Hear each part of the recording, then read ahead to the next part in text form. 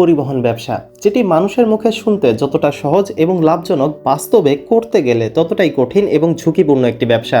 আপনি যদি একটি ট্রাক কেনার সময় সচেতন না হন এবং সেটি সম্পর্কে যদি আপনার সুস্পষ্ট কোনো ধারণা না থাকে, তাহলে সেই ট্রাক থেকে লস হলে শুধুমাত্র কেনার দামটাই নয়, সেই লসটা হতে পারে বেশ বড় একটা অর্থনৈতিক লস। সেটা পুরো ট্রাক সহ আপনার যেটা সেভিংস আছে সবগুলোকেই এক নিমিষে শেষ করে দিতে পারে।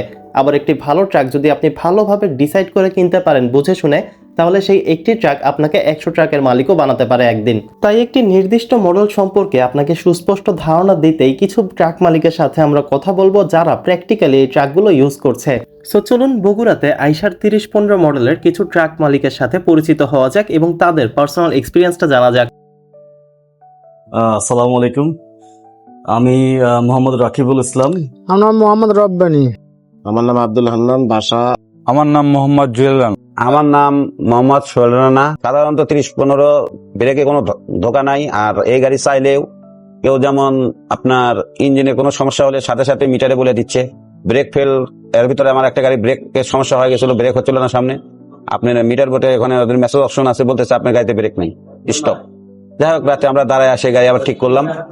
ইঞ্জিন ওভার হিট হওয়ার কোনো আশঙ্কা নাই, ইঞ্জিনে পানি ফুরে গেছে সেটাও বলতেছে, আমি গাড়ি ভালো চালাইছি না খারাপ চালাইছি সেটাও বলতেছে, এবং প্লাস আমার গাড়িটা প্রতি 100 কিলোতে কত কিলো তেলে গেছে সেটাও দেখাচ্ছে।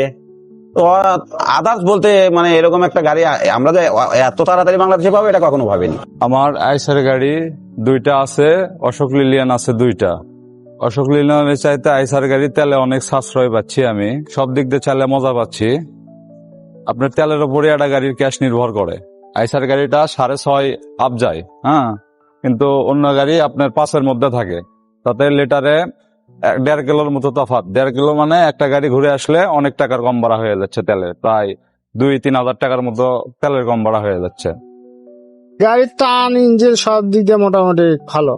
Mileage and maintenance and service সবকিছু মিলে আমার যেটা মনে হয়, আমরা আগে দেখেছি অশোক লেল্যান্ডের, আমরা প্রথম থেকে অশোক লেল্যান্ড ইউজ করতাম। তো এর মাঝে যখন আমরা এখন আইশারটা নিয়েছি, আইশারের আমরা মাইলেজটা ভালো পাচ্ছি, মানে 5 থেকে 6 এরকম একটা আমরা মাইলেজ পাচ্ছি। এন্ড গাড়ি হিসেবে সার্ভিসটা ভালো। আইসার গাড়ি যখন আমরা চিটাগাং থেকে গাড়িটা যখন বগুড়া থেকে টিপ ধরে চিটাগাং আপ ডাউন করে, সবসময় বড় বড় গাড়ি থেকে 10-12টা তেল কম লাগে, আর দ্রুত গতিতে রান বেশি। অন্যান্য গাড়ি থেকে 2 ঘন্টা আগে চিটাগাং থেকে চলে আসে। মানে সুবিধা সব দিক দিয়ে পাচ্ছি, কাস্টমার কেয়ারের দিক দিয়ে বলেন, A to Z সব দিক দিয়ে আমরা সুবিধা পাচ্ছি। এই গাড়িটা লোড অবস্থাতেও, মানে যখন ওটার সবকিছু মিলে 15 টন ক্যাপাসিটি হয়ে আছে, সেই অবস্থাতেও গাড়িটার মানে স্পিডটা অনেক বেশি, মানে হর্স পাওয়ারটা আসলে গাড়ির অনেক বেশি। সবচেয়ে সার্ভিস ভালো, 4 মাসে কোনো খরচ নাই গাড়িতে, 10 টাকা আমার খরচ নাই গাড়িতে আপনাদের। আমার কাছে যে ব্যাপারটা আকর্ষণীয় লেগেছিল তখন আর কি, যে ভলভো টেকনোলজি এখানে আছে, এই ব্যাপারটাকে আমাকে অনেক আকর্ষণীয় মনে হয়েছে। তো লেটার অন আমি যখন গাড়িটা আমার নেওয়া হয়, গাড়িটার সাউন্ড, গাড়িটার মাইলেজ, গাড়িটার ব্রেকিং সিস্টেম সবকিছু আমার কাছে মনে হয়েছে ভালো।